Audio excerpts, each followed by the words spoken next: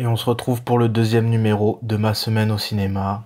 Je vous ai déjà expliqué le concept, de toute façon tout est dans le titre.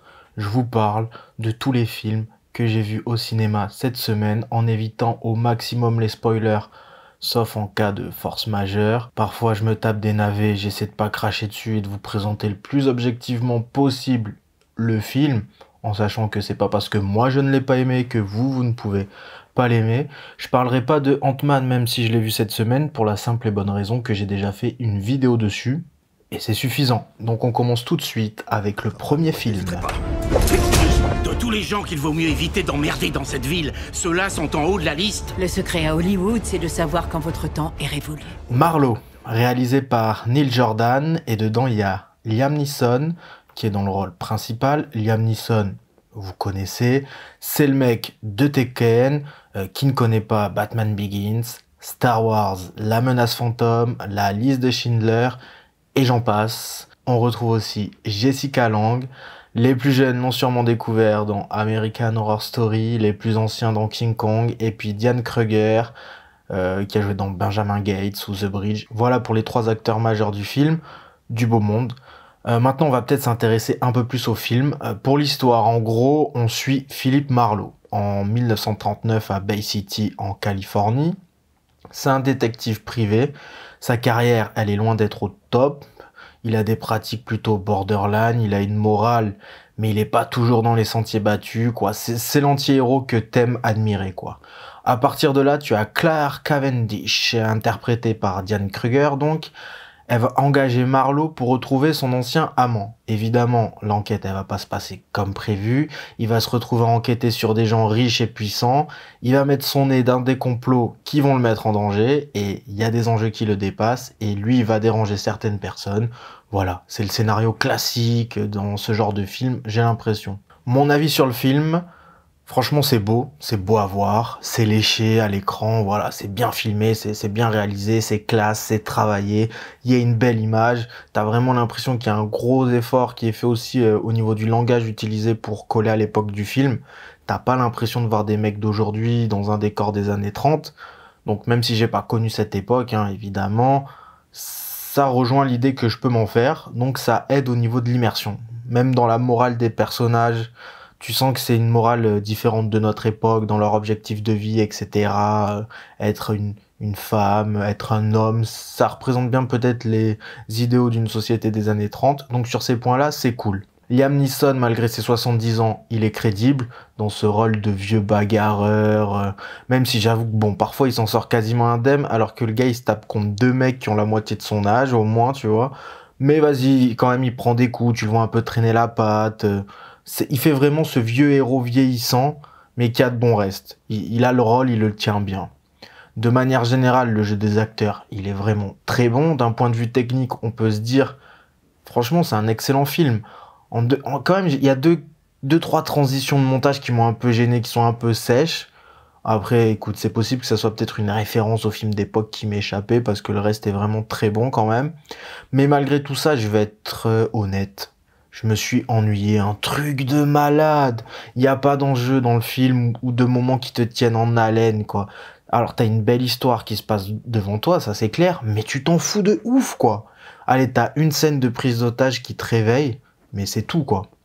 Le film qui est inspiré d'un roman et de films d'une certaine époque, donc je pense que le réal, il a sûrement voulu donner une narration particulière, donc c'est peut-être volontairement contemplatif, mais pour moi, ça fonctionne pas du tout. Alors, tu vois, si ce genre de film, c'est ton délire, vas-y, hein, y a moyen que tu passes un bon moment, mais moi, perso, je me suis ennuyé, une dinguerie. Tous les rebondissements, ils m'ont laissé de marbre, et en fait, je me suis pas senti concerné par l'histoire et les enjeux que rencontraient les personnages. Dis-moi, Edith, je peux te poser une question? Si tu es un homme, nos enfants n'ont plus de mère alors? Ils ont toujours une mère. Seulement leur mère est un homme. C'est pas plus compliqué que ça. Oui. Alors j'ai poursuivi ma semaine avec un film d'un registre totalement différent. Un film qui s'appelle Un homme heureux avec Fabrice Lucchini et Catherine Fro. L'histoire, elle est assez simple. Le personnage de Catherine Fro annonce à son mari, joué par Lucchini, qu'en fait elle se sent homme, qu'elle ne s'est jamais sentie à l'aise dans son corps de femme. Donc j'aurais dû dire il au final. Donc Jean, qui est joué par Lucchini, c'est le mari c'est le maire, pardon, d'une ville. Il est plutôt à droite, plutôt réactionnaire, on va dire, mais pas de manière trop caricaturale non plus. Mais forcément, vu le personnage qu'il est, il va moyennement accepter la nouvelle, voire pas du tout au début. Donc le propos du film, c'est comment Jean va accepter que sa femme puisse commencer à s'épanouir enfin dans sa vie d'homme. Donc on est dans la comédie française qui veut faire rire un peu avec un sujet d'actualité, qui fait grimacer, grisser des dents certains dans la société, tu vois. C'est un peu le registre qu'est-ce qu'on a fait au bon Dieu. Mais là, faut dire que les personnages, ils sont quand même moins caricaturaux. T'as vraiment l'impression que le personnage de Jean, par exemple, il pourrait exister, tu vois. C'est un personnage qui est quand même nuancé. C'est pas juste un vieux droitard, transphobe, homophobe, tout ça, tu vois. C'est un homme de 60 ans qui a pas été forcément sensibilisé à certains sujets, mais qui va avoir envie de comprendre un peu forcé pour pas perdre sa femme. Mais bon, tu vois, ça l'empêche pas d'être débile parfois, ça c'est une certitude. Pour ce qui est du film, moi j'ai plutôt passé un bon moment. Les deux acteurs ils sont bons, ils offrent une bonne prestation. Lucchini il est un peu plus calme que d'habitude, mais il reste malgré tout dans son registre. Et il est d'ailleurs efficace hein, là-dedans, tu vois. Le film, en dehors d'une scène qui va te montrer un groupe de paroles, LGBT, il me semble, qui commence à t'énoncer un peu toutes les catégories de genre qui peuvent exister et nous donner des définitions Larousse, en fait. Ça nous donne pas l'impression d'être un film trop éducatif sur le sujet, en mode on vient t'expliquer ce qu'est la transidentité. C'est vrai qu'à travers les yeux de Catherine Fro, de Edith, qui va découvrir, enfin qui va s'affirmer et arrêter de se mentir à elle-même qu'elle se considère comme un homme, donc elle va découvrir cet univers un peu de transidentité. Du coup, ça tient le personnage par la main pour qu'il la découvre avec elle. Pour qu'il découvre ça avec elle. Du coup, c'est vrai que cette scène, elle peut faire un peu éducative. Ça te cite tous les registres, toutes les catégories différentes de genre et tout, avec des définitions assez superficielles. Mais en dehors de cette scène, tu ressens pas le côté film prétexte. Le rapport d'Edith avec le mal-être de son corps de femme, il est traité de manière assez légère, et c'est vrai qu'on rentre pas dans les détails dedans, mais il est abordé. Mais c'est vrai que tu ressens pas forcément trop son malaise. Moi perso, en regardant le film, j'ai rien appris de particulier sur la transformation d'une femme qui se sent homme. Ça m'a pas paru non plus rentrer trop dans le cliché. Après, je suis pas la personne la mieux placée pour parler si c'est cliché ou pas de la crédibilité du film à ce sujet, mais de mon point de vue de personne extérieure, ça m'a pas particulièrement choqué, mais ça m'a pas appris des choses non plus. J'ai l'impression, peut-être, que le film, il peut aider à sensibiliser des gens qui ressemblent aux personnages de Jean dans le film, tu vois, entre guillemets, qui pourraient se reconnaître dans les réactions un peu débiles, entre gros guillemets, tu vois, en tout cas ignorantes, que peut avoir Jacques, et qui sont Jean, pardon, et qui sont liées à ces incompréhensions. Surtout que Fabrice Lucchini, Catherine Fro, c'est peut-être des acteurs qui plaisent à des gens dans certains âges, qui sont peut-être pas habitués à fréquenter des personnes qui changent de genre, qui changent de sexe. Après, ça, il y a sûrement des personnes d'un certain âge qui sont confrontées à ça et qui sont ouvertes d'esprit, etc. On n'est pas là pour dire que quand tu dépasses 40 ans, tu deviens un con qui veut plus s'ouvrir l'esprit. En tout cas, pour la qualité du film, si on est quand même là aussi pour parler surtout de la qualité du film, j'ai passé un bon moment. T'as une belle prestation de Philippe Catherine. Vraiment, Philippe Catherine, en tant qu'acteur, faut pas le sous-estimer. La fin, ça a le petit bémol. Tu sens qu'il y a une petite accélération. Il y a des choses qui sont mises en place et qui sont pas développées, etc. De manière générale, la conclusion, elle est en dessous du reste du film. Elle est pas à la hauteur du film, mais ça gâche pas le sentiment général du film. Moi, personnellement, je suis sorti de la salle, j'ai pas regretté ma place de cinéma. J'ai un peu rigolé. Quasiment tous les acteurs jouent bien. T'as Artus qui fait un peu tâche dans le film. Voilà, Paul Mirabel qui est dans son rôle de Paul Mirabel et qui peut-être pas tient pas forcément le rôle qu'il devrait avoir dans le film, mais il a un rôle très mineur, donc c'est pas super choquant. Mais vraiment, le film tient sur Lucchini, qui est vraiment incroyable. Enfin, incroyable. Qui fait du Lucchini, mais qui est très fort. Catherine Fro, très bonne aussi. Et Philippe Catherine, vraiment à ne pas sous-estimer. Attends, il y a un problème.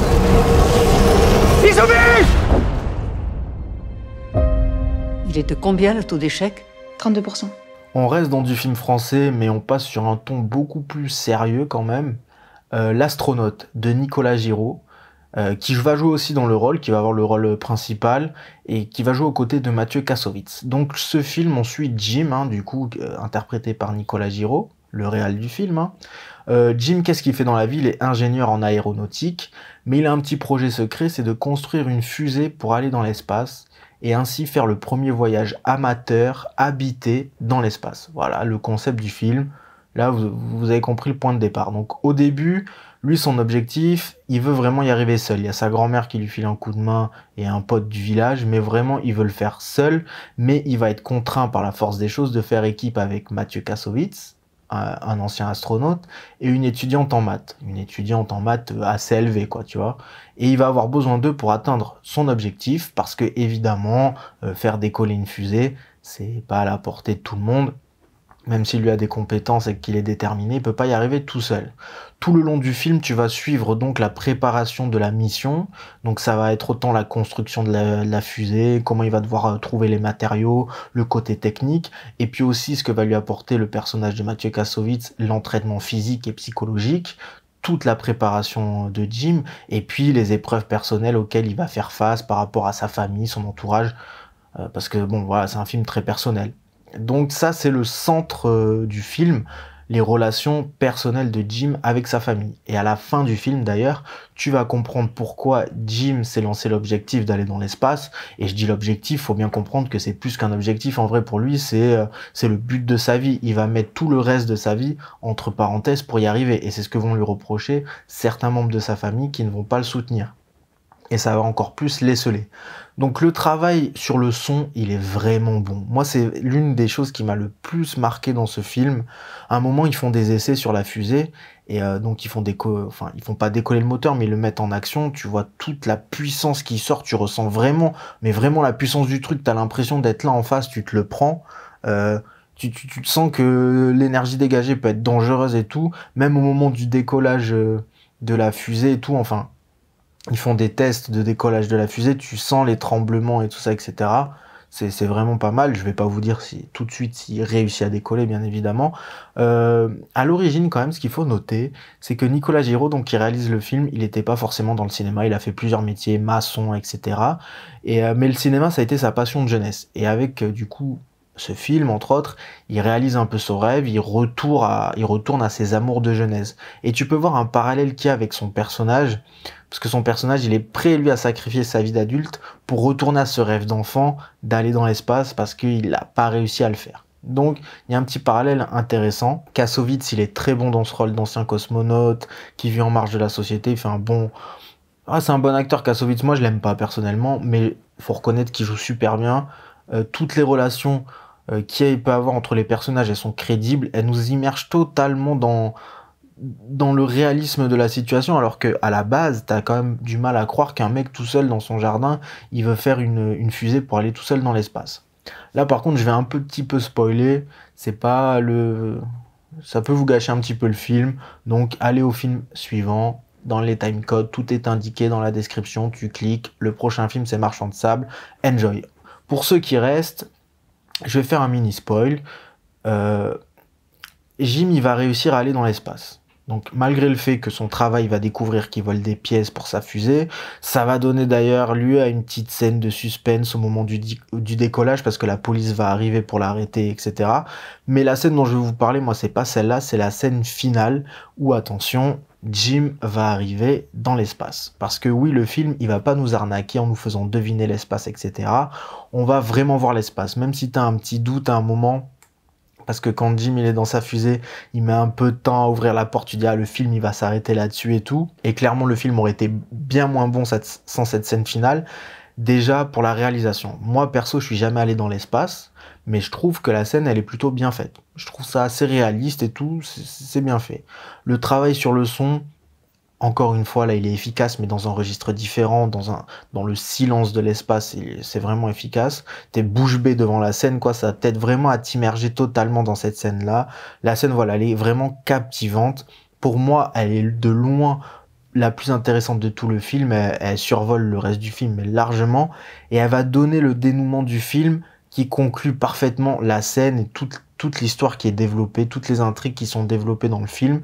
Tu vas voir Jim, du coup, qui libère les cendres de son grand-père dans l'espace. parce que son grand-père, c'est lui qui lui a donné sa passion pour l'espace. Et donc la scène franchement est émouvante, elle fonctionne bien, tu sais pas qui va faire ça, tu comprends pas ce qu'il fait, même ceux qui sont restés au sol, Mathieu Kassovitz et tout, ne comprennent pas ce qu'il fait, et on le voit et on comprend au fur et à mesure. Ça c'est vraiment du génie. S'il n'y avait pas eu cette scène, j'aurais vraiment mis une note plus basse au film, même si on met pas de note, mais j'aurais vraiment moins apprécié le film. Nous avons quelques inquiétudes par rapport à votre fille. Elle s'endort en classe, très souvent, et on se demande pourquoi. C'est qui le patron? Moi. C'est toi? Alors, Marchand de sable, on est toujours dans du film français, mais encore dans un registre bien différent. C'est un film de Steve Achepo. Je connaissais pas ce réal, apparemment c'est l'un de ses premiers films, voire même le premier.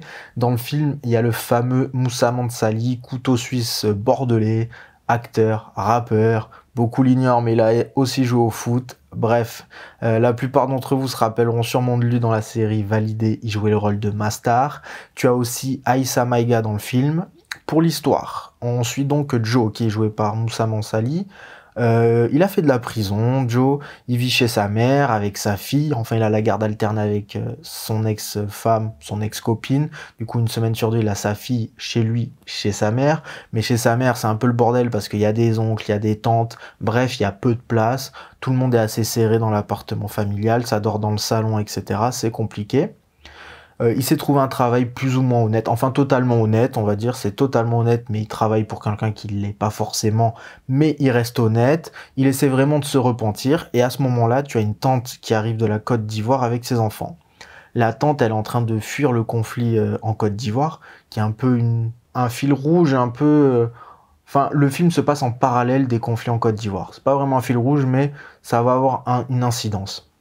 Du coup, elle arrive, la tante de Côte d'Ivoire, pour fuir ce conflit, comme de nombreux réfugiés, et elle va compter sur Joe pour lui trouver un logement. Du coup, il va réussir à lui trouver un logement, c'est pas un truc incroyable, on est sur vraiment un logement de dépannage extrême là, et en aidant sa tante, en fait, il va peut-être découvrir qu'il peut monter un business en louant des logements insalubres ou, on va dire, plutôt vétustes pour les autres réfugiés. Et du coup, il va être entre bons sentiments et envie de profit, et il va donc se lancer dans cette aventure, parce qu'en fait, clairement, Joe, il est nuancé comme personnage. Clairement, il se fait de l'argent sur la misère des gens, ça c'est sûr, mais il est quand même bien intentionné. Il veut aider ces gens. Après, bon voilà, je vais pas dire, c'est pas l'humanitaire non plus, c'est quand même l'appât du gain qui le motive. Donc, c'est un film qui est dur, qui montre la complexité de ce genre de situation. T'as aussi l'ex-femme de Joe, ex-copine, qui elle travaille dans le social auprès des réfugiés qui vont arriver en France. Et là, ça va nous montrer la situation un peu...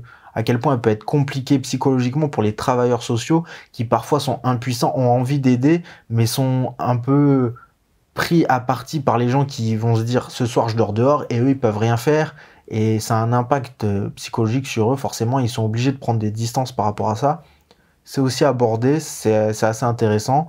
De manière générale, le développement des personnages, il est juste, sans en faire des tonnes, sans tomber dans le misérabilisme ou quoi que ce soit. Donc évidemment, les acteurs, ils font le taf. Le film, il est juste, de son scénario à sa réalisation. Franchement, c'est un thriller un peu revisité que je vous conseille. J'ai vraiment passé un moment où je me suis dit, waouh, le film est incroyable, mais il est dur. Voilà, la fin, elle est choquante. Je vous en dirai pas plus. Moi, je vous le conseille, mais armez-vous quand même. Le Titanic était surnommé le paquebot de rêve. Et il l'était. Il l'était vraiment. Pour changer de registre, j'ai continué avec Titanic en 3D. Il est ressorti récemment. Bon, je vais pas vous faire l'affront de vous résumer l'histoire de Titanic, hein. Je pense que tout le monde est OK là-dessus. En ce qui concerne la 3D, je crois que ça avait coûté 15 millions de dollars pour passer le film de Cameron en 3D. C'est pas la 3D la plus incroyable que j'ai vue de ma vie, mais sur certains plans, c'est assez efficace. Sur tous les plans du bateau, c'est pas mal. Je vous mets quelques images que j'ai pu filmer grâce à un procédé un peu révolutionnaire qui consiste à mettre les lunettes devant le téléphone. C'est incroyable. Admirer ce résultat. Et bref, au-delà de la 3D, vraiment redécouvrir le film au cinéma, pour moi, ça a été un plaisir. Il date de 97. Mais aujourd'hui encore, tu le regardes, c'est plaisant à voir. Il fait pas spécialement dater le film, tu vois. Moi, j'étais enfant quand il était sorti. Donc, tu sais, je voyais un peu Titanic comme le film grand public de l'époque. Si tu remets un peu dans le contexte, tu vois, t'étais enfant, on te saoulait avec ça. C'était pas forcément un film pour enfants. On l'a vu après 50 000 fois rediffusé à la télé. J'avais pas une image négative du film, mais je l'avais jamais regardé avec des yeux d'adulte. C'était le film un peu commercial grand public de l'époque. Et franchement, je dois vous avouer quoi, ça fait quoi, 26 ans qu'il est sorti, donc 26 ans plus tard, j'ai compris le phénomène. Il est jamais trop tard, hein, tu vas me dire. Parce qu'à l'époque, tu pouvais vraiment pas respirer sans entendre parler du Titanic, mais c'était au-delà du film. T'avais des documentaires sur pourquoi le Titanic a coulé, etc. Oh, ils vont faire Titanic 2, le deuxième bateau Titanic. Enfin, c'était incroyable. Tout le monde parlait que de ça. Et là, j'ai appris à apprécier le film. Vraiment, vraiment, c'est un très grand film. Je vous apprends rien. Mais pour ceux qui, comme moi, voudraient le redécouvrir et tout, allez au cinéma. Et même pour ceux qui le connaissent et qui l'aiment déjà, allez au cinéma. Ça sera un vrai plaisir. Et bon, voilà. Pour ceux qui ne le savent pas, désolé de vous décevoir, mais la romance Rose Jack, elle est fausse. Mais rassurez-vous, il y a plein d'anecdotes historiques qui sont vraies dans le film. Donc voilà, comme je vous ai dit, allez-y si vous avez l'occasion, c'est du grand spectacle, les acteurs ils sont toujours incroyables, et puis en plus t'as Victor Newman des Feux de l'amour dedans, faut pas l'oublier ça. Les films sont des rêves que l'on n'oublie jamais. The Fabelmans, le dernier Spielberg. J'ai fini la semaine avec ce film, il est incroyable. Je voulais en parler rapidement ici, mais en fait ce que je vais faire, c'est faire une vidéo pour entrer vraiment dans les détails car ça vaut le coup. Le film il sort le 22 février, donc si vous avez l'occasion, allez le voir. Tout ce que je peux vous dire sur ce film, c'est que c'est la vraie biographie de Spielberg. Moi perso, je suis pas un fan inconditionnel de Spielberg au point de connaître sa vie perso, donc j'ai appris plein de trucs via le film. Mais l'intérêt du film, c'est même pas dans le côté gossip ou quoi. Hein. C'est vraiment, je vais essayer de mettre toute l'objectivité que je peux mettre, mais quand je suis sorti de la salle et même pendant le film, je me suis dit, mais c'est un chef-d'œuvre, c'est incroyable. Qu'est-ce que je suis en train de voir? La chance que j'ai de voir ça au cinéma. Le film, il met peut-être un peu de temps à démarrer, mais au bout d'un moment, je te jure, t'es assis dans ton siège, tu te dis, waouh, j'assiste à un film incroyable. Donc, je sais pas s'il marquera l'histoire en tant que chef-d'œuvre ou quoi que ce soit. Mais personnellement, quand je l'ai regardé, je me suis dit, j'assiste à un grand film de Spielberg.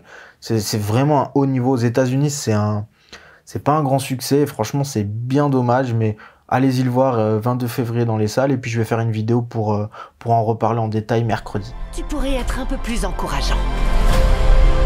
Elle aurait dû devenir une grande pianiste professionnelle. Ce qu'elle a dans le cœur, tu l'as aussi. Ben voilà, c'est fini pour la semaine au cinéma. Je suis plutôt satisfait de ma semaine. J'ai plutôt vu de bonnes choses. Aucun regret. N'hésitez pas à me dire si vous avez vu certains films, si ça vous a donné envie. S'il y en a certains que j'ai pas vu, on peut pas non plus tout voir. Et puis on se retrouve la semaine prochaine pour un autre Ma Semaine au cinéma. Et puis en attendant, il y aura plein d'autres vidéos sur la chaîne. Ciao!